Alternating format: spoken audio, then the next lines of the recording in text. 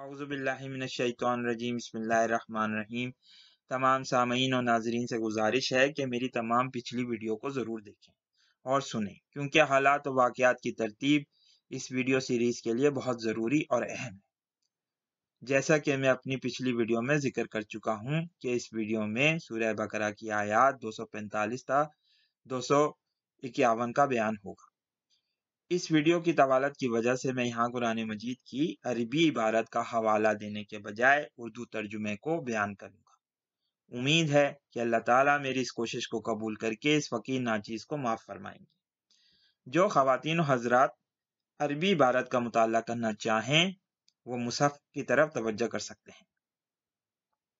इन आयात का मुताला इसलिए भी ज़रूरी है कि इन आयात में इमाम मेहदी अलैहिस्सलाम से ताल्लुक़ रखने वाले हालात और पेशनगोइयों की तरफ एक लतीफ़ मगर अहम इशारा है। दुआ करता हूँ कि अल्लाह ताला मुझे अपनी बात कहने की तौफीक अता फरमाए, आमीन। आइए अब इन आयात के तर्जुमे का मुताला करते हैं। इन आयात का आगाज़ ऐसे होता है, फिर तुमने इस मामले पर भी गौर किया जो मूसा के बाद सरदाराने बनी इसराइल को पेश आया था। उन्होंने अपने नबी से कहा, हमारे लिए एक बादशाह मुकर्रर कर दो ताकि हम अल्लाह की राह में जंग करें। नबी ने पूछा, कहीं ऐसा तो न होगा कि तुमको लड़ाई का हुक्म दिया जाए और फिर तुम ना लड़ो। वो कहने लगे, भला ये कैसे हो सकता है कि हम राह खुदा में ना लड़ें, जबकि हमें अपने घरों से निकाल दिया गया है और हमारे बाल बच्चे हमसे जुदा कर दिए गए हैं। मगर जब इनको जंग का हुक्म दिया गया तो एक कलील तादाद के सिवा वो सब पीठ मोड़ गए, और अल्लाह ताला इनमें से एक एक जालिम को जानता है। इनके नबी ने इनसे कहा कि अल्लाह ने तालूत को तुम्हारे लिए बादशाह मुकर्रर किया है।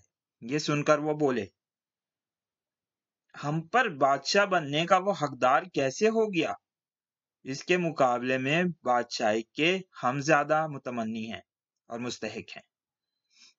वो तो कोई बड़ा मालदार आदमी भी नहीं है। नबी ने जवाब दिया, अल्लाह ने तुम्हारे मुकाबले में इसी को मुंतखब किया है और इसको दिमागी और जिस्मानी दोनों किस्म की अहलियतें फरावानी के साथ अता फरमाई हैं, और अल्लाह को इख्तियार है कि अपना मुल्क जिसे चाहे दे दे। अल्लाह बड़ी वुसअत रखता है और सब कुछ इसके इल्म में है। इसके साथ इनके नबी ने इनको ये भी बताया कि खुदा की तरफ से इसके बादशाह मुकर्रर होने की अलामत यह है कि इसके अहद में वो संदूक यानी ताबूत सकीना तुम्हें वापस मिल जाएगा, जिसमें तुम्हारे रब की तरफ से तुम्हारे लिए सकून कल्ब का सामान है, जिसमें आले मूसा और आले हारून के छोड़े हुए तबरुकात हैं और जिसको उस वक्त फरिश्ते संभाले हुए हैं। अगर तुम मोमिन हो तो ये तुम्हारे लिए बहुत बड़ी निशानी है। और फिर जब तालूत लश्कर लेकर चला तो इसने कहा कि एक दरिया पर अल्लाह की तरफ से तुम्हारी आजमाइश होने वाली है। जो इसका पानी पिएगा वो मेरा साथी नहीं। मेरा साथी सिर्फ वो है जो अपनी प्यास ना बुझाए। हाँ, एक आध चिल्लू कोई पी ले तो पी ले, मगर एक गरोह कलील के सिवा वो सब इस दरिया से सैराब हुए।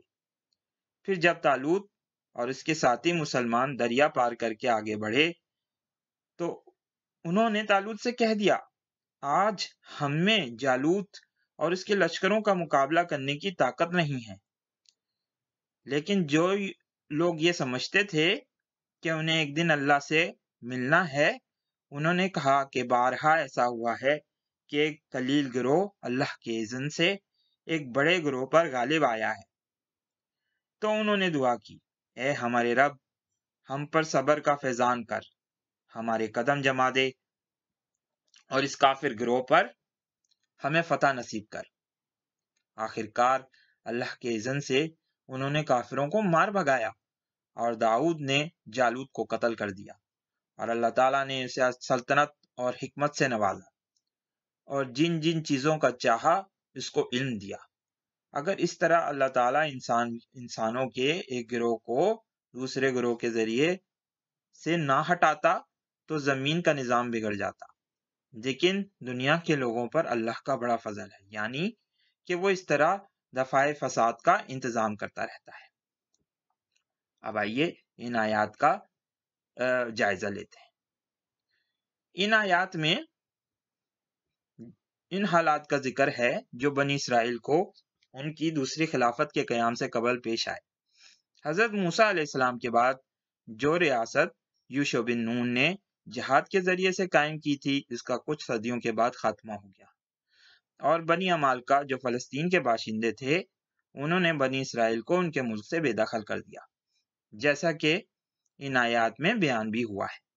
بالکل آج یہی صورتحال ایک دفعہ پھر مسلمانوں کو فلسطین میں درپیش ہے۔ یہاں بنی عمالقہ کا کردار اب اسرائیلی یہودی نبھا رہے ہیں۔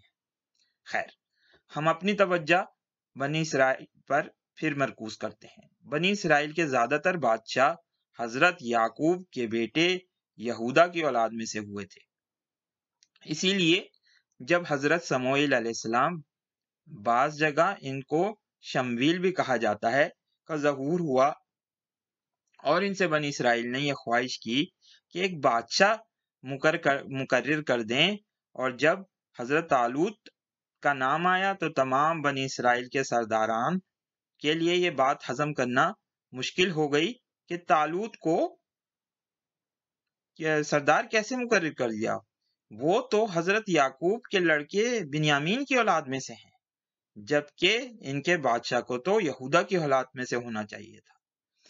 یہی وجہ تھی کہ جو لوگ بادشاہ کے لیے مرے جا رہے تھے، اللہ تعالیٰ نے ان کو ایک اور راہ بتائی کہ تم بادشاہت کا انتظار کر رہے ہو اور ہم تمہارے لیے خلافت منہاج النبوہ کا انتظام کر رہے ہیں۔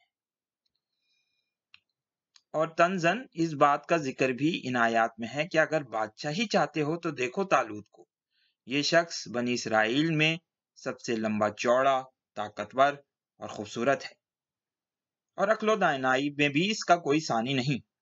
یہاں اگر غور کریں اور امام مہدی سے متعلق میری پچھلی ویڈیوز کو دیکھیں، جس میں میں نے ذکر کیا تھا کہ امام مہدی علیہ السلام حدیثہ مبارکہ کی روشنی میں حضرت حسن کی اولاد میں سے ہوں گے،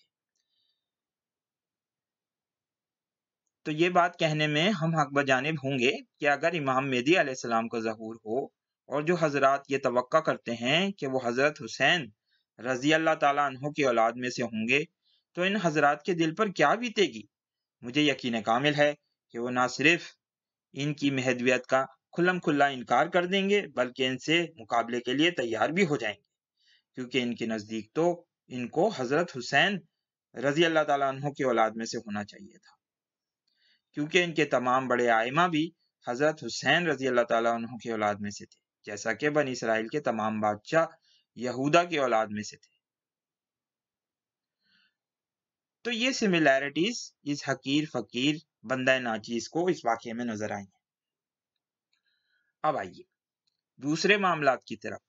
صرف یہی نہیں ہے کہ امام مہدی علیہ السلام کا ساتھ دینے کا انکار ایک ہی گروہ رہے گا، جیسا کہ ان آیات کا مطالعہ کرنے سے بات سمجھ آتی ہے کہ حضرت طالوت کی نشانی تابوت سکینہ تھا، اور حضرت امام مہدی علیہ السلام کی نشانی احادیث مبارکہ کی روشنی میں اس بڑے لشکر کا مکہ اور مدینہ کے درمیان کی زمین کے اندر دھس جانا ہے جو شام سے آئے گا۔ اور یہ بات بس یہیں پر ختم نہیں ہوتی، جیسا کہ ہم نے پڑھا کہ بنی اسرائیل کا ایک گروہ قلیل ایک حدیث کے مطابق بدری صحابہ کی تعداد جتنا تھا حضرت طالوت کے ساتھ آگے بڑھا اور انہوں نے اس کا ساتھ دیا۔ اسی طرح مسلمانوں کی ایک قلیل جماعت مہدی علیہ السلام کے ساتھ رہ جائے گی، ایک بہت بڑی تعداد مسلمانوں کی ایسی ہوگی جو ان کے لشکر کا ساتھ چھوڑ جائے گی اور وہ اس جہاد میں شرکت نہیں کریں گے جو وہ رومیوں اور دجال سے کریں گے۔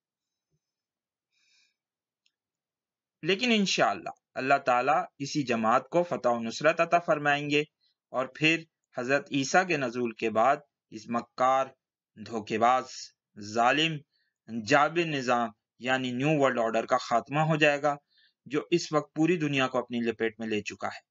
اور غور کیا جائے تو اللہ تعالیٰ نے در حقیقت ان آیات کے آخر میں اسی بات کی طرف ایک انتہائی خوبصورت اشارہ کیا ہے۔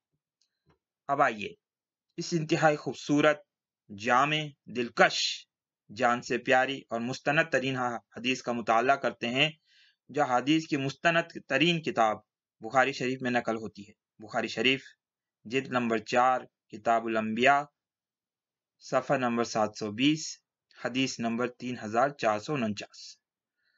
हमसे इब्न बकीर ने बयान किया, हमसे लीत ने बयान किया, इनसे यूनुस ने, इनसे इब्न शिहाब ने, इनसे हज़रत अबू कुतादा अंसारी के गुलाम नाफे ने, और इनसे हज़रत अबू हुरैरा रज़ी अल्लाह ताला अन्हु ने बयान किया कि रसूल अकरम सल्लल्लाहु अलैहि वसल्लम ने फरमाया, तुम्हारा इस वक्त क्या हाल होगा जब ईसा इब्न मरियम तुम में उतरेंगे और तुम नमाज पढ़ रहे होगे और तुम्हारा इमाम तुम में से ही होगा।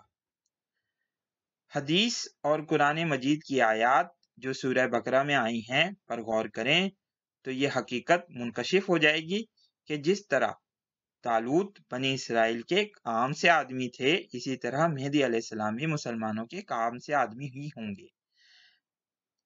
हजरत तालूत का हस्ब नसब बहुत अच्छा था, इसी तरीके से इमाम मेहदी अलैहिस्सलाम का हस्ब नसब भी इंतहाई उम्दा होगा।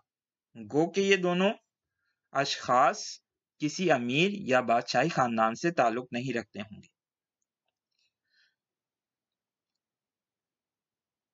मैं अपनी इस वीडियो में हजरत इमाम मेहदी के साथ होने वाले खुरासानी लश्कर की बात भी करना चाहता था और फिर कुछ वो हालात बयान करना चाहता था जो उनके ज़हूर के वक्त हज के दौरान पेश आएंगे, लेकिन माजरत चाहता हूँ कि फिर ये वीडियो बहुत लंबी हो जाएगी और तवील हो जाएगी और एक आम सामे और नाजिर को शायद थकन का एहसास हो और शायद वो बोर भी हो जाए।